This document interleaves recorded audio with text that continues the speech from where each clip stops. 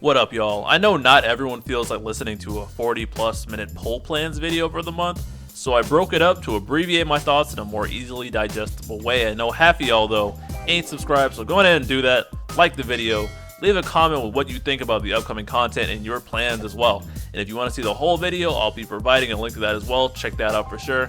Thanks a million, and now let's get into what you're really here for, alright? Hey y'all, so I made this video assuming that TDSBT would be on Setzer's banner, and we don't know if that's the case anymore. We don't exactly know what this banner is going to be based on the slides and what Josh has said in Discord, so any assumptions I made in here, adjust those accordingly. Don't ask me what the banner is going to be like. Stop freaking panicking. When it comes, we'll deal with it then. If your poll plans get thrown away, don't cry. Nothing's guaranteed. They always say this on the slides. Just judge it by how it is. If TDSBT is not on the banner, I don't know. That's y'all's problem because I already got the BT. But I just wanted to put that disclaimer out there that I don't know, so don't ask and really stop freaking out about it. All right. I'm still going for Setzer because he's good, but if your plans got ruined, don't cry about it on the internet because it was never guaranteed in the first place, you goofballs. So just get on with it. Do what you got to do. If you want to get the BT, y'all got a million gems anyway. So what are you crying about? All right. Something again I want to emphasize is, and I don't think I did this well enough on my first pass in my initial poll plans, is that I didn't use Setzer in a single Defendia Plus, and I only used him on Boss Rush 5 in Tier 5, a Transcendence Tier 4, and beyond that I didn't feel the need to use him at all. And honestly, I'm thinking about it now, I'm not even sure where I'm about to use him in Global, because I'm still looking to try doing stuff without him, to the point where I might not use him in a single fight. So again, he's pretty hype and he's very useful, but at the same time, know what you're going for and don't have buyer's remorse. Know your roster, know how to judge things effectively. Don't just follow the hype train, because that's how you end up disappointed. Again, I don't know when Setzer's banner is, I don't know what's on it. When he comes, so he comes, and I'm gonna go for that LD. But just don't freak out and don't lose your minds, y'all, for real, for real. It is funny seeing people scramble when Foresight gets a little bit disrupted, but it really ain't that deep. All right, on to the video.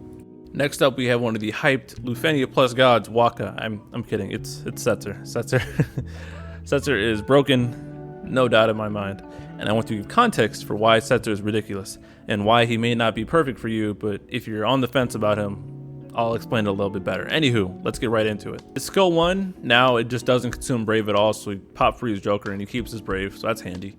And his skill 2, red card, now it gets HP damage refund in between.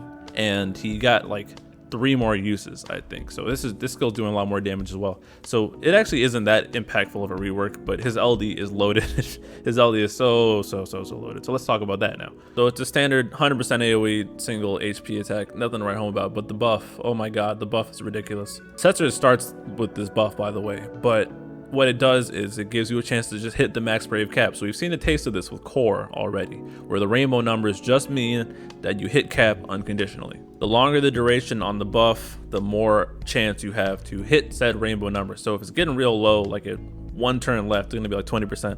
But when it's above 7 turns, like on Setzer, it'll be above 70%. So most of the time you're gonna be at the middle ground between like 50 and 30 with like 6 to 2 turns left, and you want to balance these effectively with characters that can do a lot of damage in 1 turn or maybe do damage in the off turns. So things like Yang and now Core. Setzer plus Core is going to be ridiculous, by the way, because he's going to have that buff on him and it's not going to go down when he's doing the preemptive attacks.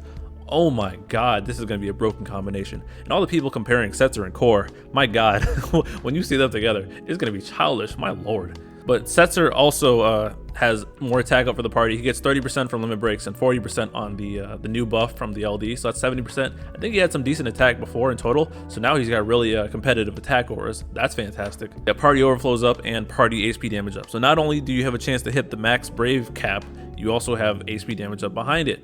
Very good. Setzer also recovers a use of his skill 2 when he pops LD. That's nice, I guess. So you can pretty much effortlessly skill spam with Setzer now. Before, it used to be the whole, oh, ignore his skills unless you really need him and press Brave and HP. But now you just press skills. If you're not pressing red card, you're not pressing freeze Joker, his EX is up. So yeah, it is what it is. They also snuck a slight buff to freeze Joker on his LD boards, because now every debuff that Setzer inflicts is extended by 1 turn. So his only debuff is freeze Joker. So it's 3 turns of freeze Joker now, which is actually very handy. That extra turn can save lives, honestly. And I guess if he had a debuff sphere on it, that would get extended too, but I don't see why you'd bother with that personally. His rainbow buff cannot be extended and it will go down in burst phase. So if you're running it with turn stealers, it's actually not that great. Overall, Setzer in the party is just a huge, massive enabler, and there's a reason he has so much notoriety in later stages, because he ignores reductions pretty much with this rainbow stuff.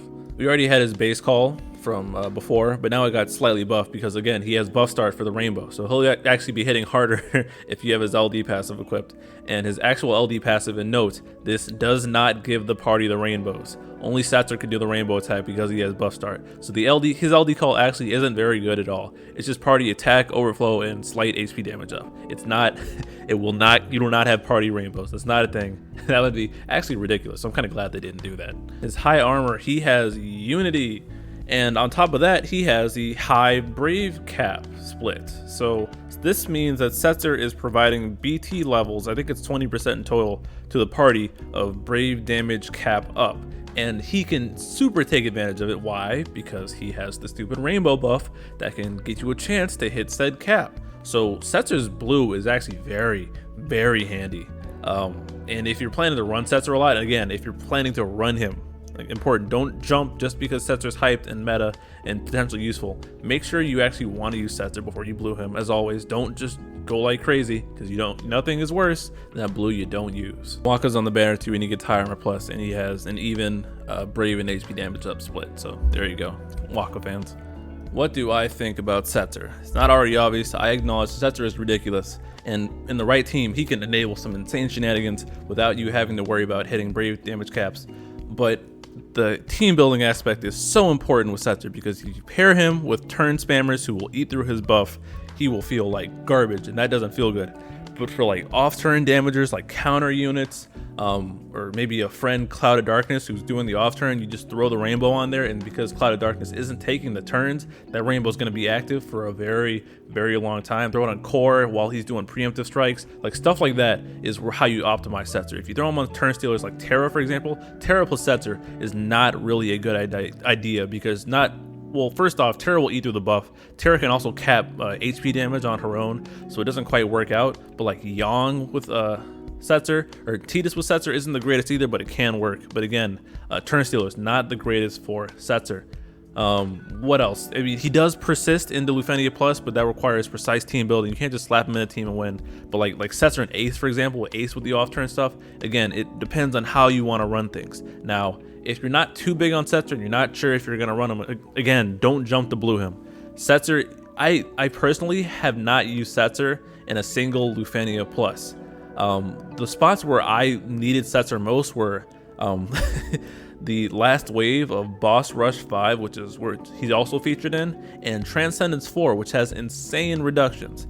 Setzer can also go backwards and probably do Kieran's Lufenia and some other hard stuff, depending on your roster, but it really, again, comes down to the team building and how you pair with Setzer, because there's going to be those people that are going to bring Setzer to Lufenia Pluses and featured content and not know what they're doing and get destroyed and wonder, like, wait, I thought Setzer was going to help me have an easier time, and they were just misguided by hype. And you'll hate when that happens, because then their sets will be blue, and it's just messy all around. I'm trying to prevent that. Man, brave damage oriented team with Setzer, and making those single turns count. Oh Lord, it is it's one hell of a time. So yeah, Setzer's amazing. Setzer is amazing. Full stop. I think everyone should pick him up, but understand what you're getting into and don't impulse blue him, because he might not be your flavor, but he definitely will help out in pinch situations potentially. Am I pulling? 100%.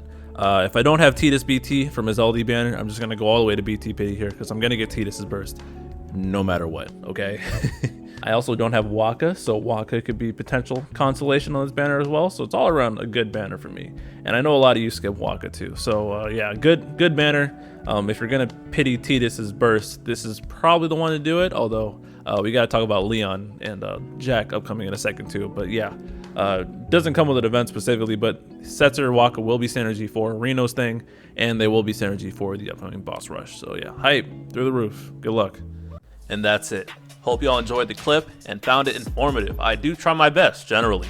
If you haven't already done so, please like the video, comment what you think and your plans, and make sure to subscribe to my channel for more great content. The full video is linked, so check that out as well. Continue showing love. Good luck, everybody. Peace.